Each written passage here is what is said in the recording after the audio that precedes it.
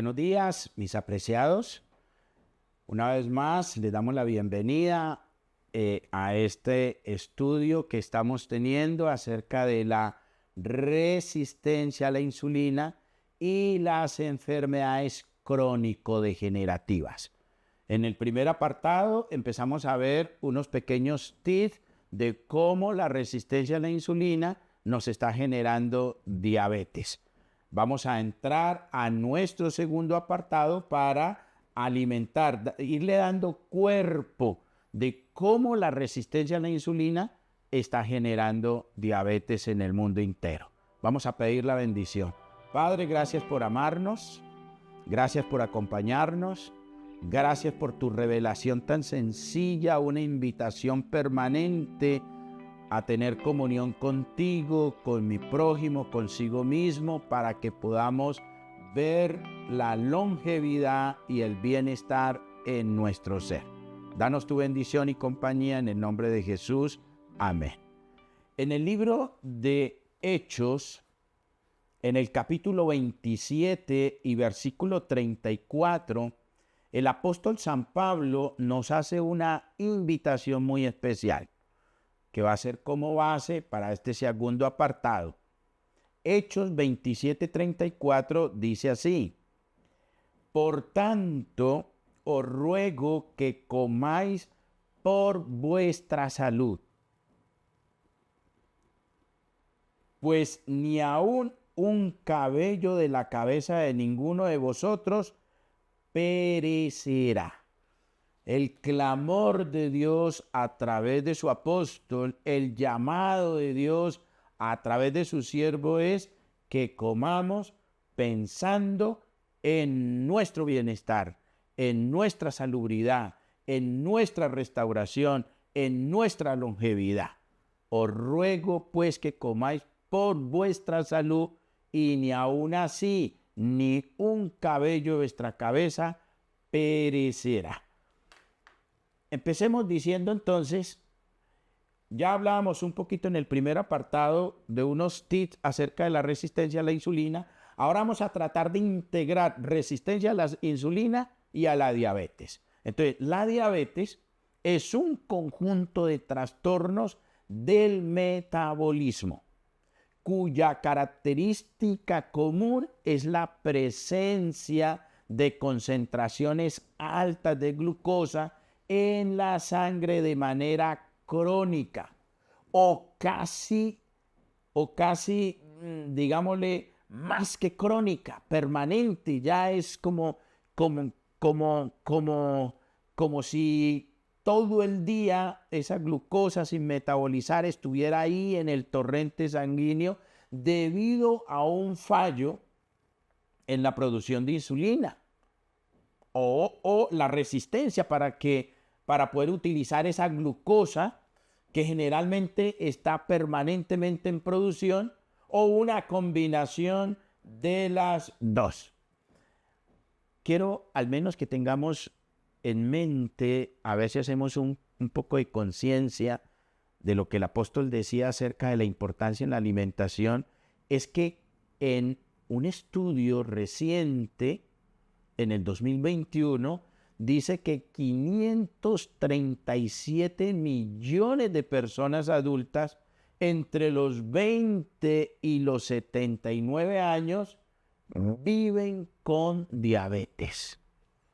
Es un valor muy alto, muy agresivo. Es decir, 537 millones de personas entre los 20 y los 79 años están presentando diabetes. Cuando Dios nos creó, Dios nos hizo de una manera perfecta, y eso lo dice el Salmo 139. Dice: asombrosamente fuimos creados. Entonces, cuando nosotros ingerimos un alimento, ese alimento, después de pasar por todo el sistema digestivo, llegar al primer reservorio llamado el estómago, luego en esa fase mecánica que dura entre 4 y 5 horas, entonces ya ese alimento, en su gran mayoría ya casi que digerido, pasa a la primera porción del intestino delgado en el duodeno, donde a través de unos receptores hay una comunicación directa con el páncreas, que el páncreas es como ver una lengua porosa, rosadita, y que por dentro tiene unos conductos. Vamos a darle importancia al de Lagena y el de Wilson, y entonces al tener esos receptores comunicación, al haberle dicho, mire, llegó un alimento y necesitamos que nos ayude en todo este proceso bioquímico, entonces el páncreas debe segregar amilasa para ayudar a desdoblar los azúcares presentes en ese alimento para que posteriormente lleguen en forma de glucosa a otros reservorios que vamos a hablar más adelante. Pero también el páncreas debe segregar lipasa para coger la grasa presente en ese alimento y convertirla en ácidos grasos esenciales. Pero también debe segregarse tripsina para poder desdoblarse las proteínas presentes en ese alimento en aminoácidos que posteriormente deben ubicarse en cada uno de las células que lo necesitan. Entonces, el alimento, después de que pasa del estómago al duodeno, que es la primera porción del intestino delgado, entonces sufre a través de estos fermentos una transformación. Entonces llega la amilasa, coge esos azúcares y los convierte en glucosa. Llega la lipasa, coge esa grasa y los convierte en ácidos grasos esenciales. Llega la tripsina, coge la proteína, coge esos aminoácidos y los convierte esa proteína en aminoácidos. Pero lo interesante, y mire que en bioquímica molecular se ha venido estudiando que cuando desayunamos, un ejemplo, a las 7 de la mañana,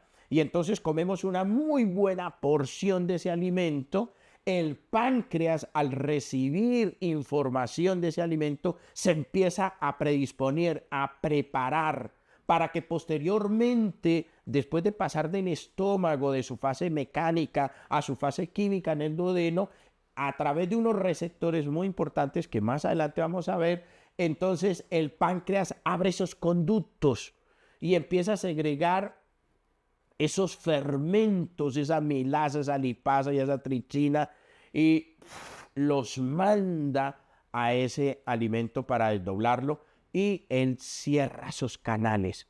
Los estudios en fisiología han demostrado que al cerrarse esos conductos que segregaron la amilasa, la lipasa y la tripsina, se vuelven a formar entre 5, 6 y a veces 7 horas. ¿Qué sucede si yo a las 7 de la mañana desayuné y a las 9, 8 me dio por decir que tengo hambre? Y entonces empiezo a ingerir cualquier clase de alimento, así sea una granadilla, un mamoncillo, así sea un maní, una almendra, una nuez. Pues sucede que esos receptores, esos conductos en el páncreas están cerrados hasta que no se formen nuevamente grandes cantidades de amilasa, lipasa, tripsina, para posteriormente ser segregados al duodeno. Significa que ellos van a empezar a circular en sangre como glucosa pura, azúcar pura, sin haber sido metabolizada.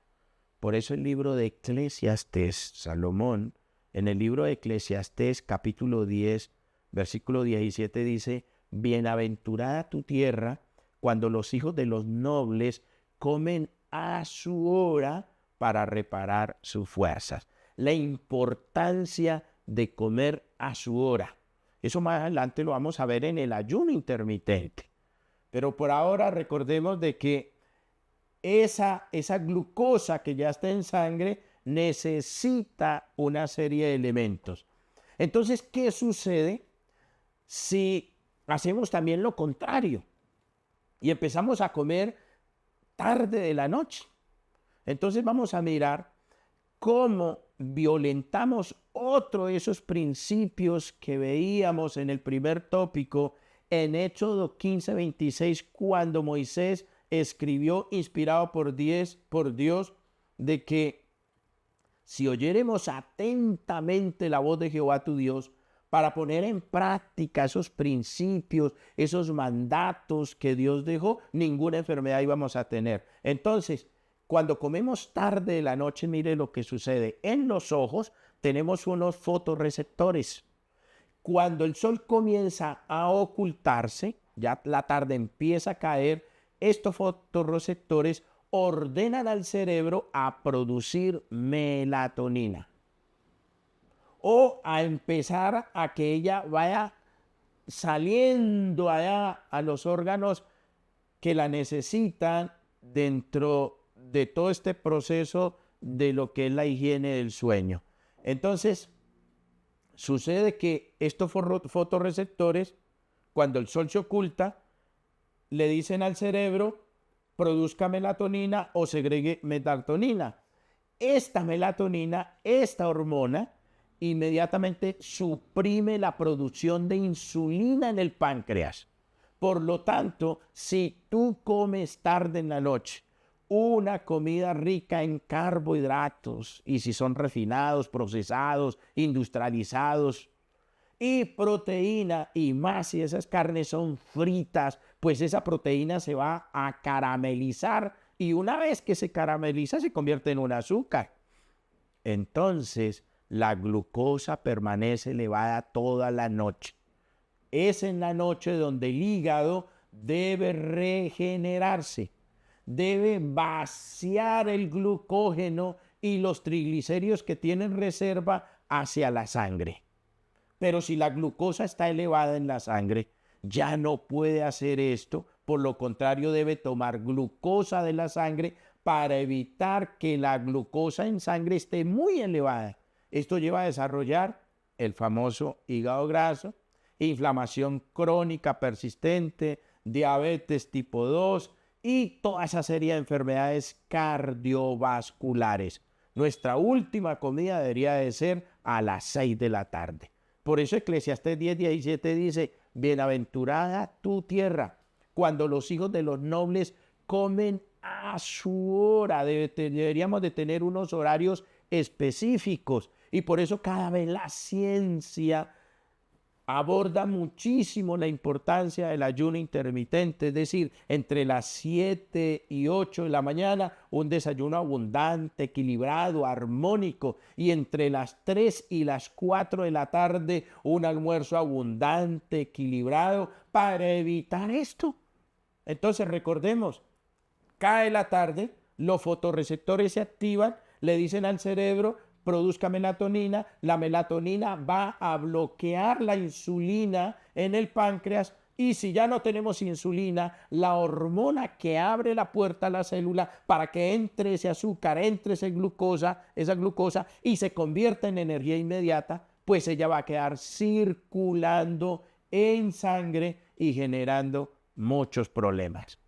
En el 2019 se hizo un estudio muy famoso en España con 2 grupos de pacientes a los cuales se les dio la misma cantidad de kilocalorías en 2 horarios diferentes. Entonces, al primer grupo se le dieron 2.000 kilocalorías en la mañana y al otro grupo las mismas 2.500 kilocalorías pero en la noche. El primer grupo de la mañana perdió peso y el de la noche subió de peso, es decir, tan pronto se oculta el sol, los fotorreceptores en los ojos ordenan al cerebro, es el momento de producir melatonina, porque ya no hay sol. Entonces la melatonina comienza a segregar la hormona del crecimiento.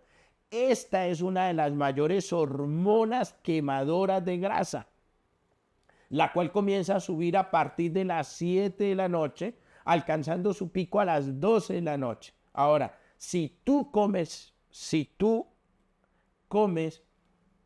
en la noche, entonces la melatonina va a inhibir que se segregue la hormona del crecimiento y se van a generar esos picos de insulina en sangre. Por eso la importancia de dormir, de ya estar durmiendo a las 9 de la noche, hace que se reduzcan muchas cosas. Es decir, cuando yo me acuesto después de las 9 de la noche, es decir, a las 10, 11, 12, 1 de la mañana, entonces el 50% de la melatonina se reduce. Se reduce el 50% de la serotonina, el 50% de la dopamina, el 50% de la gonina, el 50% de la vasotoxina, generando que también el 50% de la capacidad de limpieza a nivel de la matriz celular y de cada uno de los órganos y sistemas se dañe, se pierda. Entonces, mientras dormimos, suceden grandes cambios fisiológicos en el sistema parasimpático. Y este se altera cuando nos acostamos tarde. Entonces, en el cerebro hay un sistema linfático llamado sistema linfático encargado de la homeostasis mientras dormimos, encargado de eliminar grandes homotoxinas, especialmente proteínas, para depurar el cerebro y evitar las enfermedades neurodegenerativas. Es decir, este sistema linfático es el encargado de depurar, limpiar, desinflamar, descongestionar nuestro cerebro mientras dormimos. Los malos hábitos de sueño y la falta de descanso afectan que estos niveles de azúcar en sangre y la sensibilidad a la insulina se incrementan y hacen que en la noche deseemos comer y eso hace que aumentemos de peso. La privación del sueño disminuye la liberación de las hormonas del crecimiento y entonces va a aumentar los niveles de cortisol.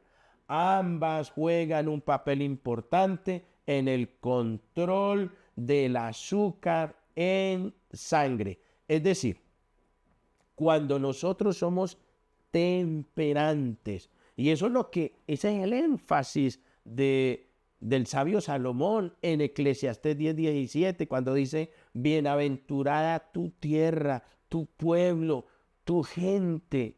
Bienaventurados somos cuando comemos a nuestra hora, cuando dormimos a nuestra hora. Es decir, los principios de temperancia que hay ahí bien adentro en la estructura, en esa semántica de ese texto, nos dicen que no solamente debemos de ser temperantes en la hora de comer, sino temperantes en la hora de acostarnos, temperantes en la hora de ejercitarnos, temperantes en la hora de trabajar.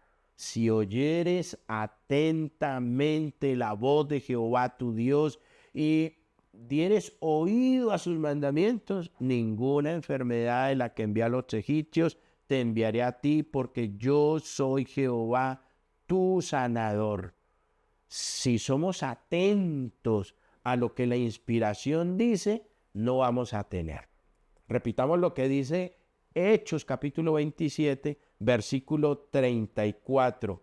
Por tanto, os ruego que comáis por vuestra salud, pues ni aun un cabello de la cabeza de ninguno de nosotros perecerá. Entonces esa relación entre alimentación, hábitos y estilo de vida. Uno de los hábitos más dañinos que generan resistencia a la insulina, inflamación crónica persistente, es tener el hábito de acostarnos tarde. Cuando yo me acuesto tarde, entonces soy influenciado para comer en la noche. Y esa comida el cuerpo no la va a metabolizar porque los receptores que tenemos en los ojos ya le dijeron al cerebro segregue la melatonina. La melatonina bloqueó de una vez la insulina. Y la insulina es la que abre la puerta para que la glucosa entre a la célula y se pueda generar la energía inmediata. En el tercer apartado vamos a ver otros elementos fundamentales de resistencia a la insulina, diabetes y enfermedades neurodegenerativas. Vamos a darle gracias a Dios una vez más. Padre, gracias por amarnos. Gracias, Señor, porque en tu palabra Has permitido con claridad que tengamos buenos hábitos, buena alimentación, buen estilo de vida, que va a garantizar que podamos tener un buen control de la epigenética. Danos tu bendición en el nombre de Jesús. Amén.